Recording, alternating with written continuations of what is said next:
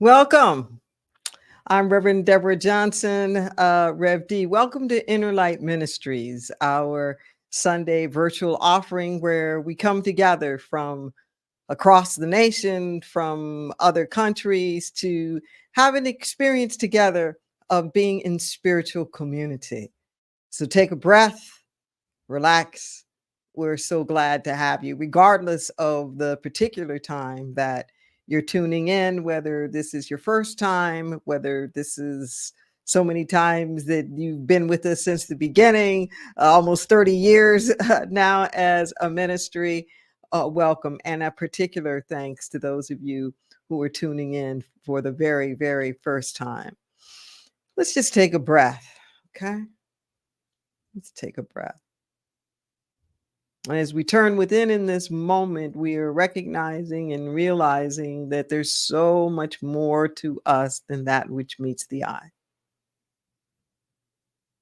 And we come here to unleash that in all of its potential, all of its possibilities.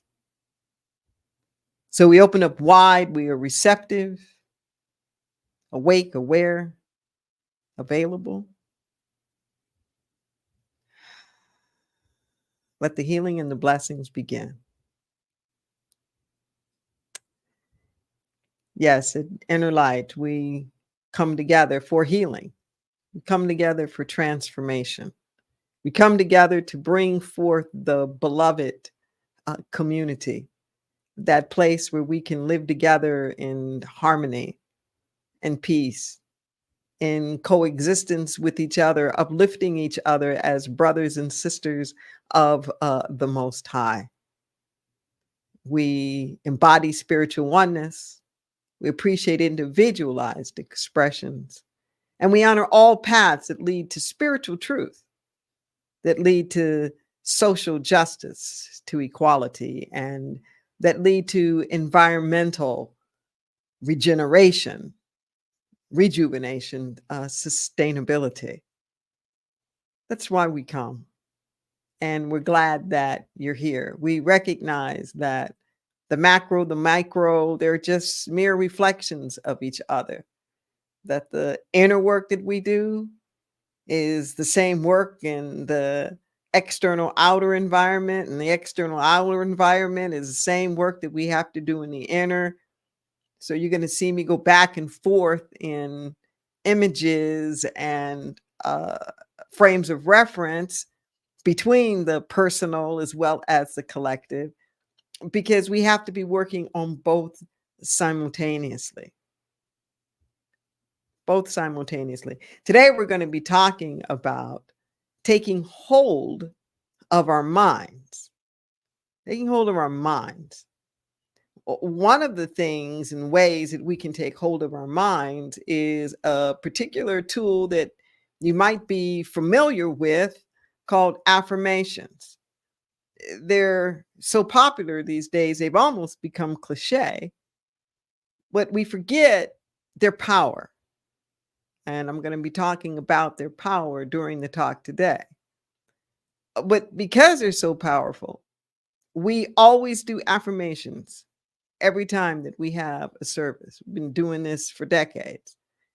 There are 100 words to uplift you, to inspire you, to bring you back to the truth of your being. They're meant to be repeated. So as we go over these affirmative actions today, specifically about taking hold of our minds, I'm going to invite you to come back to them. Come back to them. Say them often. Let them like gestate and germinate someplace deep within your being. So if you are at all able to, I want to invite you to say them with me as they come across your screen. Be ye transformed by the renewing of your mind. Throughout the day, I am careful about the focus of my attention. Calm, affirmative thoughts quell my monkey mind. Releasing negative energy, I free up my creativity. Everywhere I turn, there's evidence of present goodness and past blessings. My life is filled with examples of being encouraged and uplifted. I bring to conscious remembrance the times life exceeded my expectations. I remember unanticipated kindness, extra miles traveled to support me. Every test provides me with a new testimony. Triumph is proclaimed while in my trials. I always choose joy over drama. Let that sink in for a moment.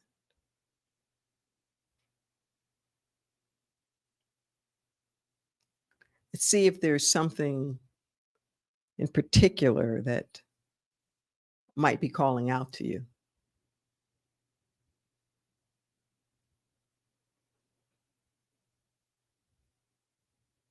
Perhaps it's calm, affirmative thoughts.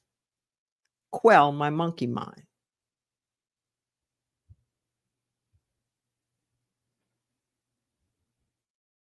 Perhaps it's my life is filled with examples of being encouraged and uplifted.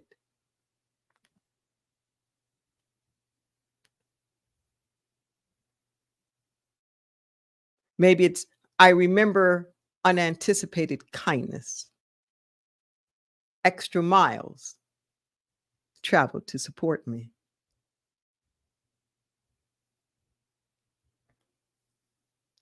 Or I always choose joy over drama.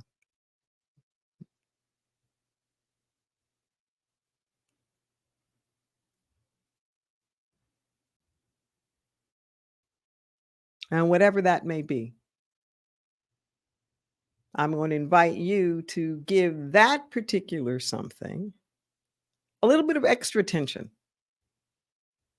Okay? Because there's something that's calling you there. So as you come back and you review these affirmations, hone in on those one or two that are really grabbing you right now. Thank you.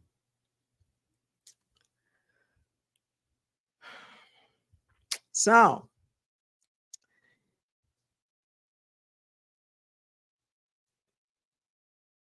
I think that satire and humor is a wonderful way to communicate and to get messages through to us, particularly when it's ourselves that we're able to laugh at. I'm a spoken word artist, and I have this alter ego character, Wilhelmina, and Wilhelmina is infamous for that introspection. I sometimes refer to her as our emotional ventriloquist.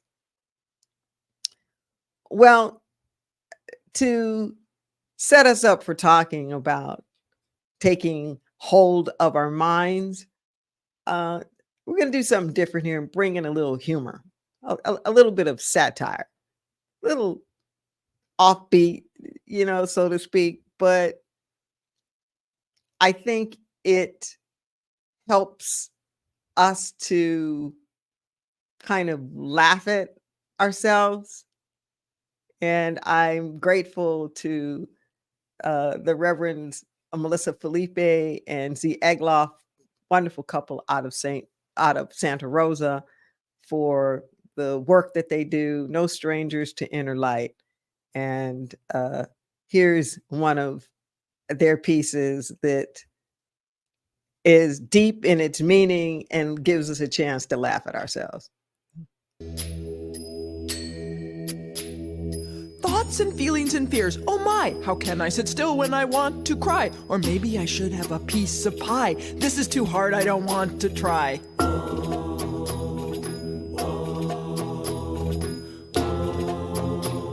My nose has an itch, I will scratch it. But I am not supposed to scratch it. I'm supposed to be still, supposed to be chill. Nirvana will come and I'll catch it.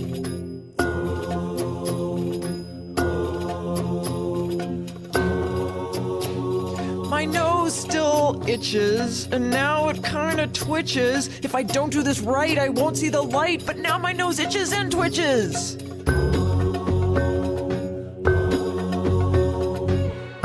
This is the music of the mind. Chatter, chatter. And in the middle you will find. Doesn't matter. All you can do is carry through with the practice of the music of the mind. Oh, oh, oh. What should I have to eat? It's too bad I don't eat meat. 'Cause if I did, I could have squid, but I hear it tastes like feet.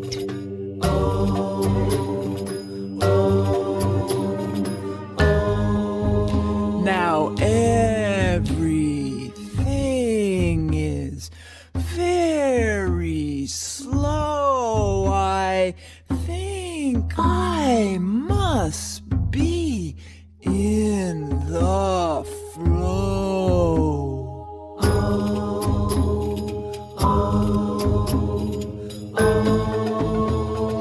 Oh my God, that was hot! I'm better at this than I thought! My mind is like air, clean and spare. But wait, now I'm thinking a lot.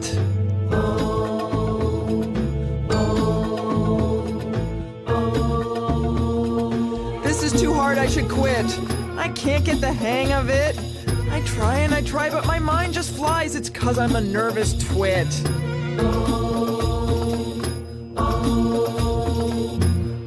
This is the music of the mind. Chatter, chatter. And in the middle you will find. Doesn't matter. All you can do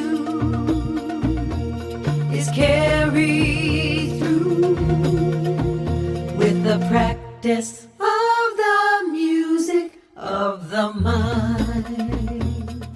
Oh, oh, oh. No, I'm not gonna quit. I'm getting the hang of it. Yes, my mind strays for days and days, but I come back to center and sit.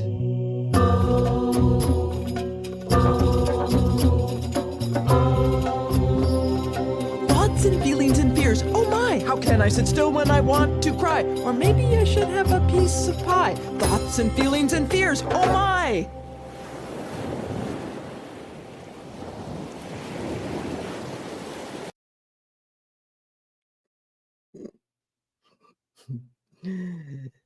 Thoughts and feelings and fears.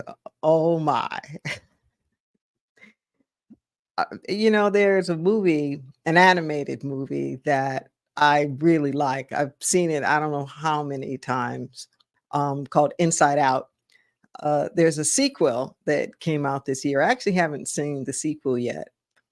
In the movie, it has our inner emotions and our inner feelings as characters. Okay, so envy and anger and sadness and jealousy and all of these are actual characters, and you're seeing them interact with each other as though they were, human beings or something, but going on inside of our heads. Yeah, yeah. And that's literally what it's like. So when I say taking hold of our mind, I'm not just talking about like how do you control a single thought. It's we have a lot of activity going on up in there. We have a lot of activity, and we're not monolithic. There's different aspects of ourselves. There's that part of us that's courageous, almost like archetypes. We've got, warriors in there. We have abandoned orphans, within us. We've got the inner child. There are all these different aspects that are coming at us from different perspectives and wanting different things. So there's that aspect of you that might really want to be disciplined and let's, go to the gym and work out. And there's another aspect that's like, nah, I'm fine right here. Just give me the remote control and, pizza and a beer. And these, sometimes it's represented as a little angel on one shoulder and like a little devil on the other shoulder that are like, talking to us, and one's pulling us this way and one's pulling us that way. Well, no matter how you characterize it, the point is that internally we can be pulled in a lot of different kinds of directions. Okay. It takes effort. It literally takes a lot of effort to be focused, to be single-minded. So many of us want to put our attention on doing external activity. But you can't just do external activity.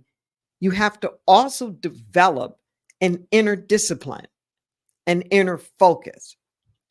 We recently had the 2024 Summer Olympics, and now we've got the Paralympics.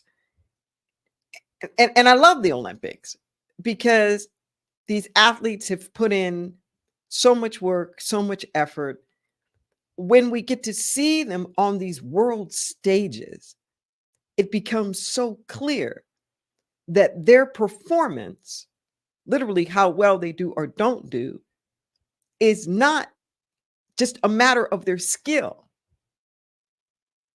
That's not what's going to determine their performance. Okay. What's going to determine their performance is their mindset.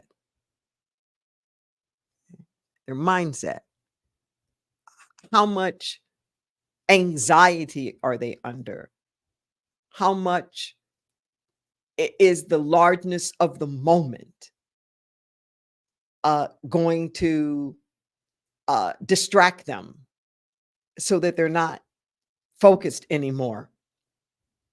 Self-doubt coming in. And sometimes it's so visceral, you can watch it. You can see it happen, particularly when an athlete makes some sort of a mistake. Whatever, they're a tennis player, they hit the net, they fall off the high beams, or the parallel bars, or something. And you can watch the attention kind of starting to veer off. And I find myself like all the other fans, like, shake it off, get back.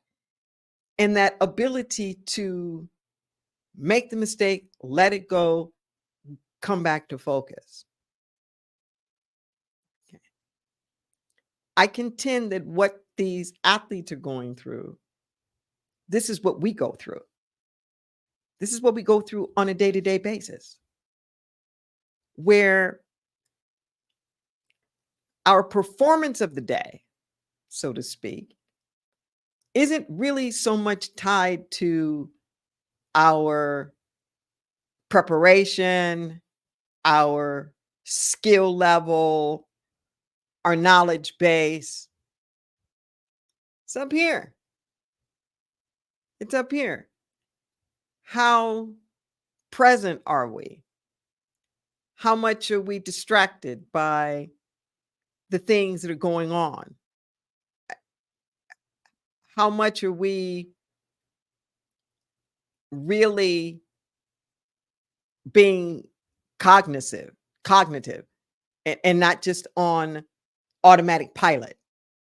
Like, how present are we really, with what's going on?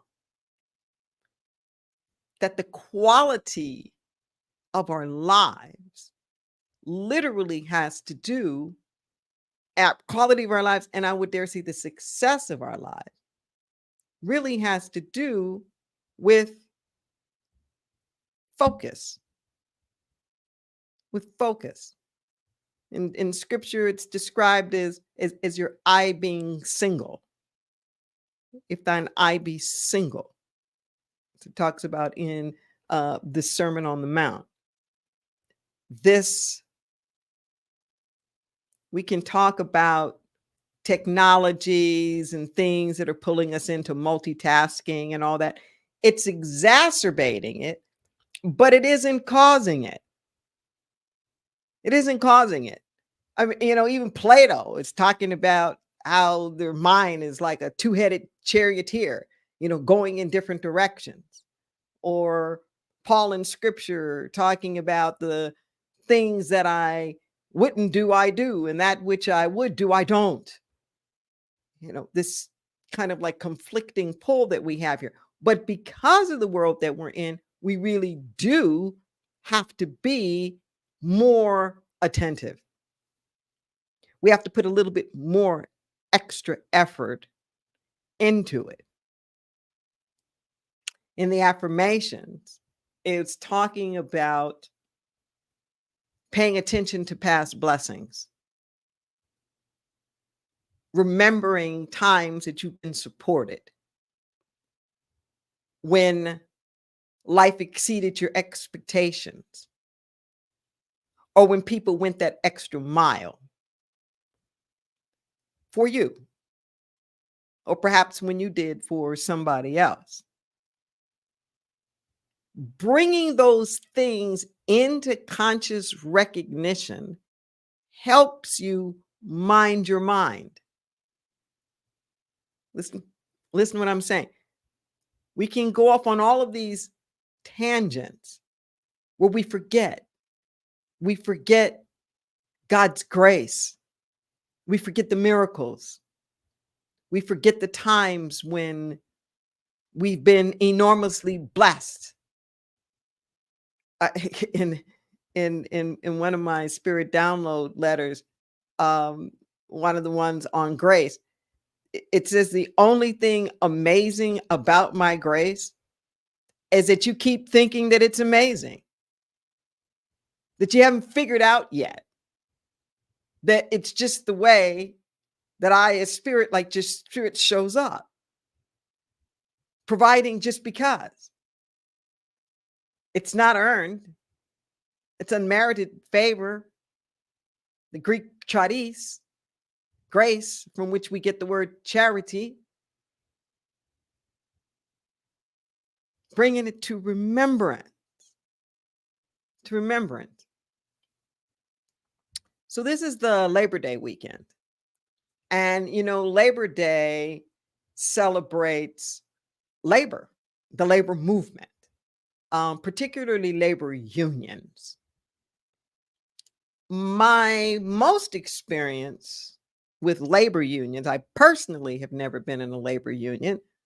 However, I come from a long line of educators, and most of them were in public school education at some kind of level, classroom administrators, and just whether they were my relatives in Los Angeles or back in Louisiana or back in Texas, it just, on both sides of my family, it was the family occupation. And in LA, most of them were in Los Angeles Unified School District as their labor union. And I'm so grateful. I'm really so grateful for the teachers in my life, the impact that they have had on my growth, my ability to take hold of my mind, to think, to learn, to grow. And especially that kind of extra mile. So I had this experience that's very unique. Um, my high school Spanish teacher, Judy Francis, was a young teacher when I was uh, in uh, in high school. So I had her for my sophomore and my junior year in high school, and we became really good friends. In fact, I believe she might have been the first adult I actually came out to. Another African American woman. Our families were kind of in the same circles, so to speak. Our mothers were in the same sorority, and then we became in those same sororities too. Um, but we met up again.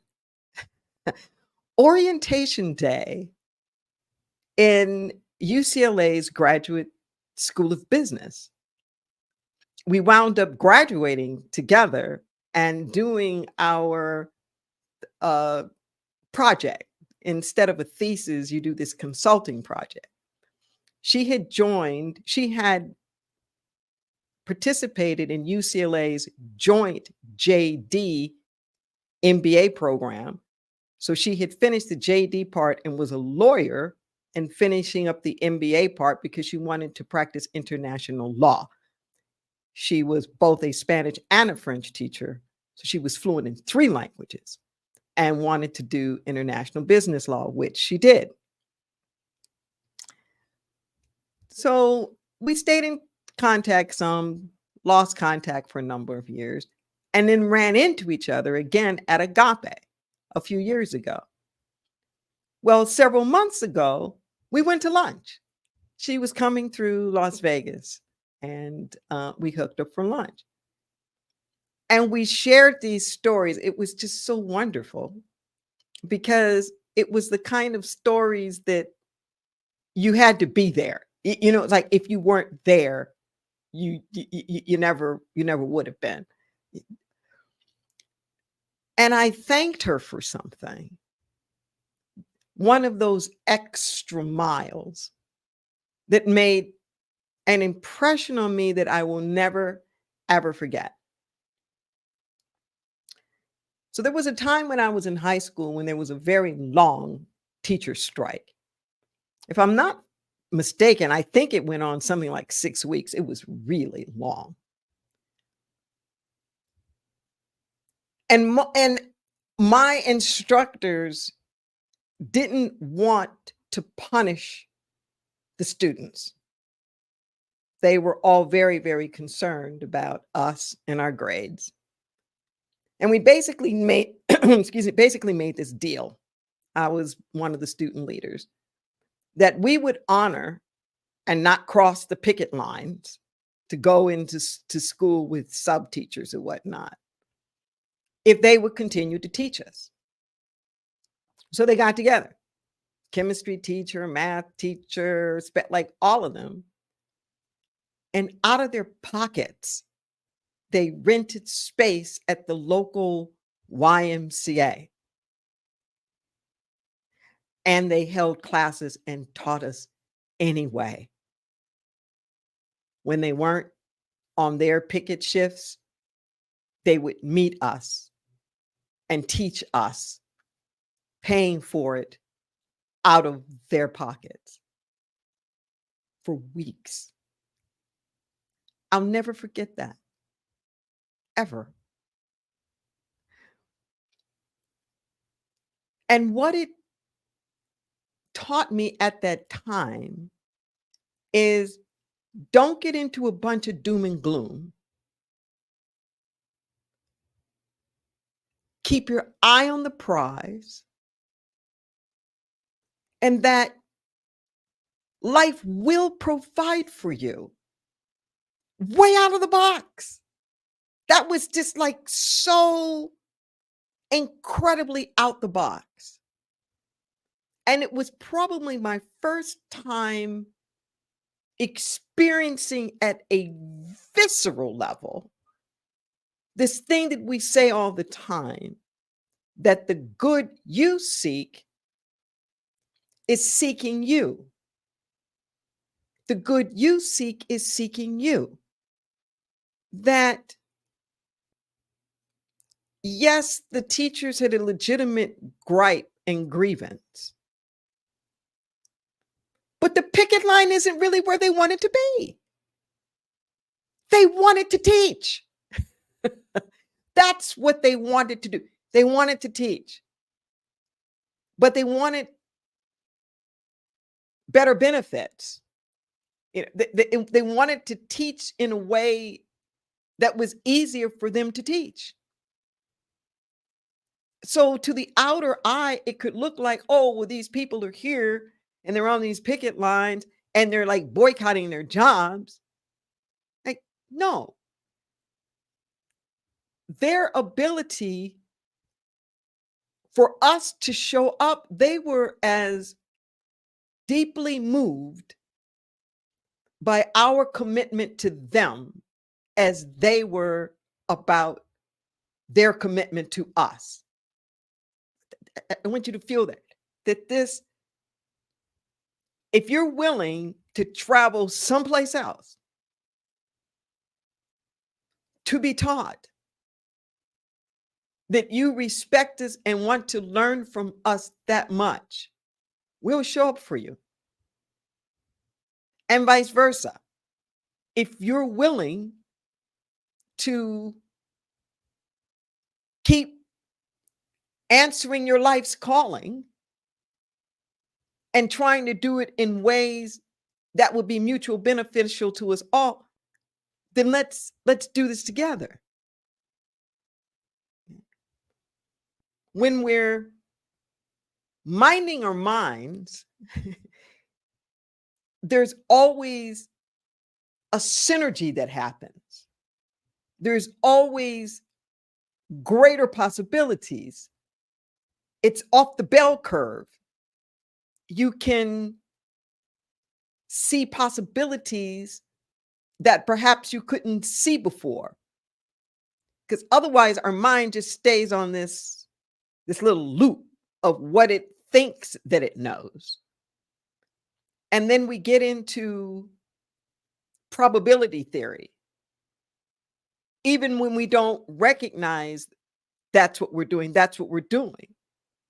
And in probability theory, we're taking the things that we have known and we are projecting that out into the future.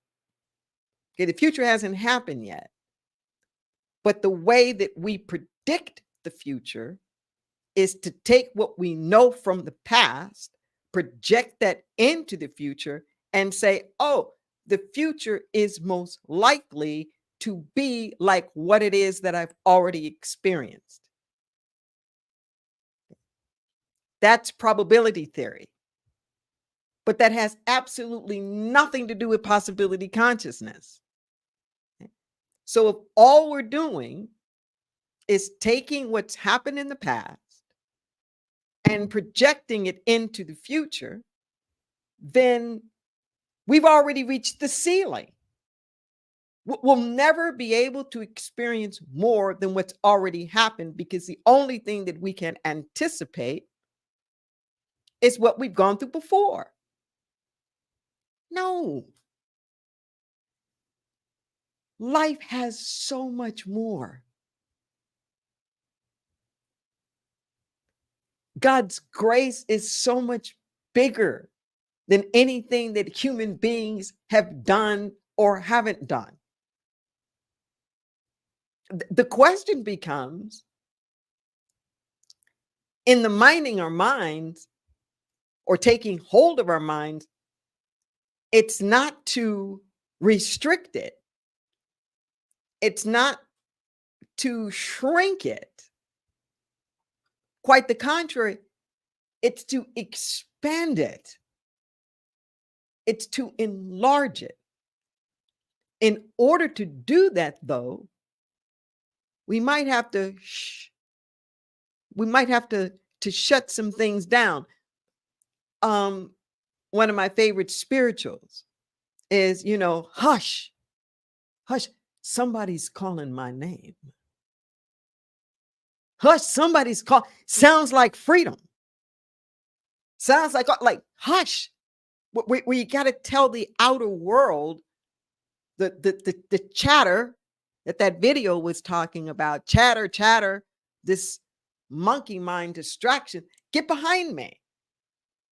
Get behind you. You can't have the focus of my attention because greater things are calling me.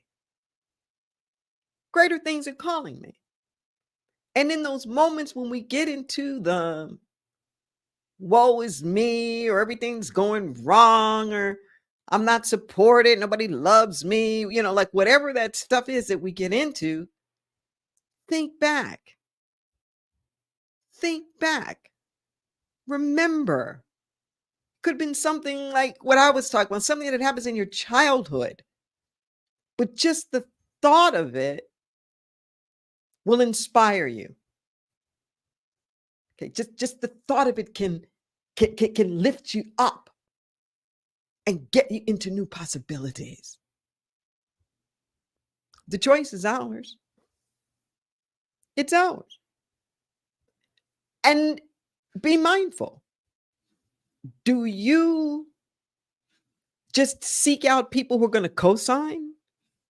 Do you just seek out people who are going to reinforce whatever doomsday negative story that you have, or maybe try to top yours? Or do you turn to sources, people, places, and things that are going to uplift your vibration, remind you of your greatness, take you back into your divinity? Choice is always ours. And I want to invite you into that. I want to invite you into that space where you can renew your mind, where you can get off of automatic pilot, where you can stop paying so much attention to everything that's going on in the outer realm and say, I'm ready. I'm ready. I'm ready to go up a few notches. I'm ready for more good. I'm ready to experience more greatness. I'm ready to unleash more of my gifts out into the world. I'm ready to be even more of a blessing. I'm ready. Just as I'm ready to be blessed. That's our definition of ministry. The intent to bless and to be blessed. Make everything about your life a ministry.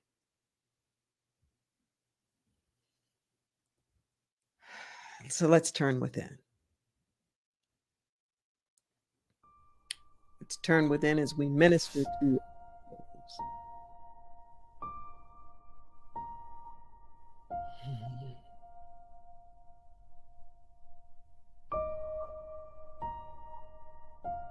Thank you. We always start with thank you, that attitude of gratitude that lifts us up. Lord, lift us up where we belong. Plant our feet on higher ground.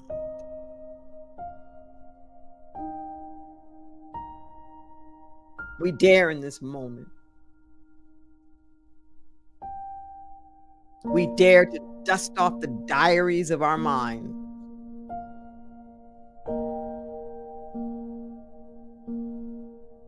Somewhere within us are places of remembrance,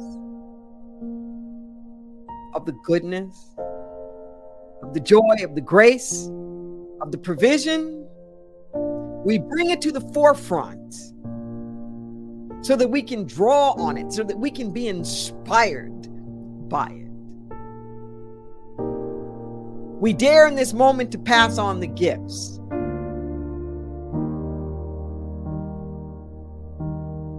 Pay it forward.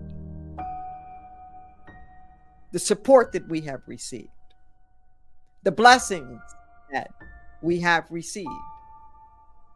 The care the attention. We pass it along. In this moment right now, dare to believe. We dare to know. We dare to look beyond the appearances. We dare to say to the mountains in our lives, move. We dare to say to the tempest, to the storms of our lives, peace, be still. We dare to call forth the health, regardless of the doctor's prognosis. We dare to call forth the prosperity and the abundance, in spite of what to the naked eye looks like lack and limitation. Oh no, those appearances do not have the last word. It is in this place of knowing, it is in this place of awareness that we live, that we move, that we have our being. And we say, thank you, God. Thank you. We had 1,000 tongues, it just wouldn't be enough to say thank you. Thank you for coming through as all needs met, exactly what is needed for each and every person. Thank you for the wholeness. Thank you for the healing, the collaborations, the friendships, the reconciliation. Thank you for the doors of opportunity opening up. Thank you for the needs being met. Not just ours, but all over the world. We stand in this place, this consciousness of victory, even in the midst. Even in the midst. How grateful we are. So we get out of the way. We allow these showers of blessings to overtake everything. It is good. It is done. We get out of the way. We allow it to be. And so it is. So it is, so it is, so it is. We're praying community here. And we invite you to contact us, to let us speak the word for you, for your loved ones. Whether it's some need or maybe it's something that's great and grand and you just need somebody to stand there with you. We're there. We're there. You can reach us by telephone at 831-465-9090 at extension 254, or you can send us an email. The number 4 and the word prayer at innerlightministries.com. Either way, prayer practitioner will get back to you. Nothing canned, all confidential. You don't have to do it alone. We're spiritual community. We're here with you. Thank you. Thank you.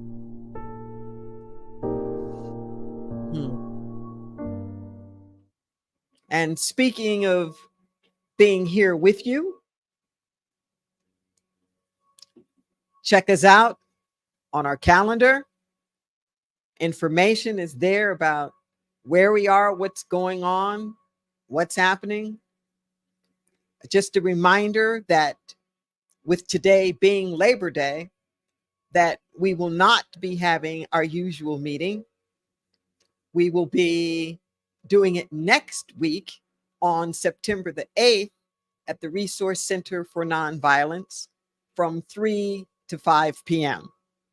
So come, our Inner Light band will be there. There'll be lots of food and music and singing, being in community. We would love to have you there. So check out the calendar and you'll find out all the things that are going on. This is our time of conscious giving. And I'm so grateful to all of you, each and every one of you. You know, we're an independent spiritual community, and we do all of our programming, everything from your donations, from your gifts.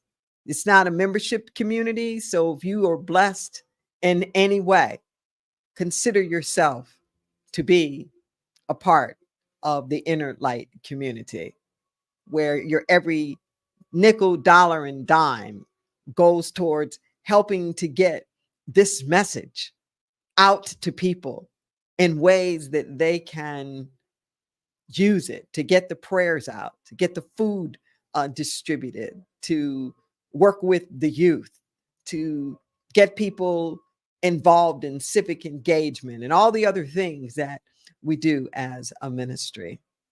So you'll see coming on your screen now, there are a number of ways in which you can make a contribution.